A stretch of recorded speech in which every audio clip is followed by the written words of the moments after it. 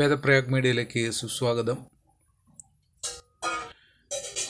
ജ്യോതിഷപ്രകാരം ചാരവശാൽ തിരുവോണം, അത്തം തുടങ്ങിയിട്ടുള്ള നക്ഷത്രങ്ങൾക്കൊക്കെ വലിയ ബുദ്ധിമുട്ടുള്ള ഒരു സമയദോഷമൊക്കെ കാണുന്ന സമയത്തൂടെയാണ് അവരിപ്പോൾ കടന്നു പോകുന്നത്. ഒരുപാട് പൂജകൾക്കും കാര്യങ്ങൾക്കും ഒന്നും ഇവർക്ക് മാനസികമായി തയ്യാറുണ്ടാവില്ലെങ്കിലും കാര്യങ്ങൾ നടത്താനായിട്ട് അവർക്ക് സാധിച്ചു എന്ന് വരില്ല. ആ ഒരു സമയത്തൂടെയാണ് ഇപ്പോൾ അവർ കടന്നു പോകുന്നത്. അതുകൊണ്ട് തന്നെ അതിനൊരു അറുതി വരുത്താൻ വേണ്ടി നിങ്ങൾ ഗുരുവായൂരപ്പൻ്റെ തിരുനടയിൽ ചെല്ലുമ്പോൾ കണ്ണൻ്റെ അടുത്ത്, ദേവിയുടെ അടുത്ത്, ഈശാനകോണിലിരിക്കുന്ന ഭഗവതിയുടെ ക്ഷേത്രത്തിൽ അഴലെന്നുള്ള വഴിപാട് നടത്തുക. ദേവിക്ക് അഴൽ സമർപ്പിക്കുക. ദേവിയുടെ നിവേദ്യമാണ് അഴൽ. ആ അഴൽ സമർപ്പിക്കുക. അത് 40 രൂപയാണ് ചീട്ടിന്. ആ 40 രൂപയും കൊടുത്ത് ചീട്ടാക്കി പോകാനായിട്ട്, തിരിച്ചു പോരാനായിട്ട് ഭക്തജനങ്ങൾ തയ്യാറാവരുത്. അതല്ല ചെയ്യേണ്ടത്.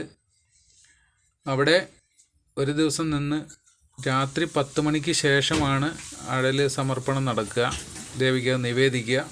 അപ്പോൾ ഓദിക്കുമാർ പുറത്തേക്ക് വന്ന് ഭഗവാന്റെ കാര്യങ്ങളെല്ലാം കഴിഞ്ഞ് പുറത്തേക്ക് വന്നതിന് ശേഷമാണ് ഭഗവതിയുടെ അടുത്ത് അഴലിൻ്റെ സമർപ്പണം നടക്കുക. അപ്പോൾ ആ സമയത്ത് തിരുനടയ്ക്ക് നിന്ന് പ്രാർത്ഥിക്കുക.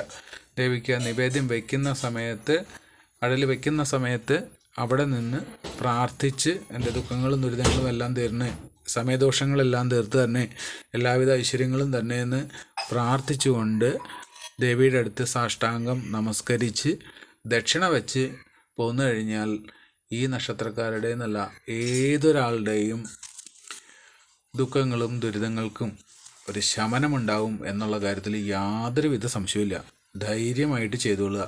100% ഫലം ഉറപ്പാണ്. ചീട്ടാക്കി പോരരുത്. ഒരിക്കലും ഒന്നും കൂടി പറയുന്നു, ചീട്ടാക്കി പോരരുത്.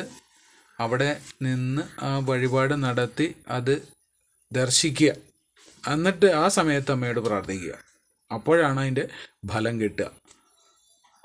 നമോ ഭഗവതേ വാസുദേവായ നമഃ.